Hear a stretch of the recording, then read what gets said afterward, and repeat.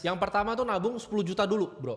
Ya, nabung 10 juta dulu. 2, lunasin hutang-hutang kecil kecuali KPR. Gue kasih pengecualian ini KPR. Kalau udah terlanjur kena jeratan, kecuali lu Alfian kerja sini lunas, enak kan? Iya. Nah, kecuali lu Alfian nih, mau lunas ini dilarang riba harus tulisannya. Iya, kalau di sini dilarang riba soalnya. Jadi lu harus lunasin riba yang kecil. Contohnya apa? Kartu kredit, bro. Yes. Kartu kredit, utang-utang sama orang itu beresin. Ya, itu lu kayak tangan lu pegang bara gitu, panas. Jangan ngutang buat mobil. KKB bahkan boleh dilunasin dulu. Ya. Tapi kalau KPR memang agak sulit kan, bro. Nggak semua orang punya income. Jadi kecuali KPR, lunasin semuanya dulu utang. Itu nomor 2. Nomor 3. Jadi hutang itu di atas bahkan dana darurat, teman-teman. Ini jangan salah nih. Orang ada yang ngajarin dana darurat dulu baru utang. Salah itu. Ya, salah. Hutang dulu kecuali KPR karena besar sekali. Mungkin mereka nggak bisa selesaiin. Karena gini, bro. Hutang kartu kredit atau hutang yang lain-lain itu ada 33% setahun. Ya. Jawabannya investasi itu sulit sekali 33% setahun. Pasti. Jadi lu pasti kalah. Ngalahin ribanya nggak bisa. Benar. Lu ngalahin riba aja nggak bisa.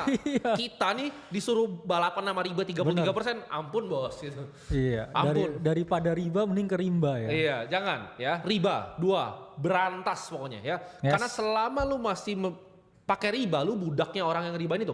Karena hutang, misalnya gue hutang sama bro kakak. Ya. Hutang gue itu adalah asetnya dia, makanya namanya obligasi kan. Yes. Hutang gue itu adalah asetnya orang lain.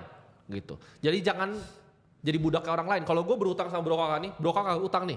Udah gue jadi budak dia. Iya. Tapi dan ada komen lucu dari Mamih dia story.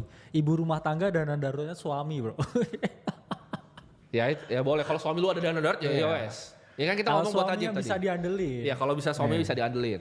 Nah. 3 ya, simpen 3-6 bulan. Tapi gue lebih setuju yang bro kakak. Kenapa? Karena waktu itu Ray Dalio, gue pernah beli kelasnya bro. Gue pernah beli kelasnya Ray Dalio.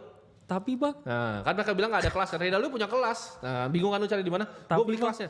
Nah di kelasnya Ray Dalio dia ngajarinnya gini. Kalau dana darurat, dia bilangnya bukan cuma dana darurat sih.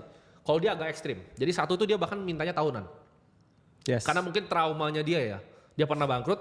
Dia bilangnya tahunan. Tapi tahunan itu bro, misalnya kayak 5 tahun ya menurut dia. Itu masih dikali. Kenapa? Karena ekspektasi ini digerus sama inflasi. Jadi dana darurat Ray Dalio itu dia berekspektasi untuk digerus sama inflasi. Jadi gue setuju kalau misalnya gue bilang 3 bulan tadi harusnya sebenarnya bro kakak ya yang bilang lebih bagus. Jadi kan dia 20 juta tuh pendapatan bro. Gue bilang 60. Itu harusnya 120 plus 10 yang tadi. Harusnya. 130 juta dulu di rekening. Benar. Ya.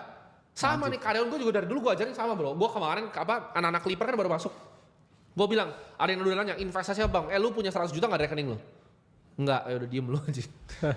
Ya, tangga nomor 3, dana darurat ya.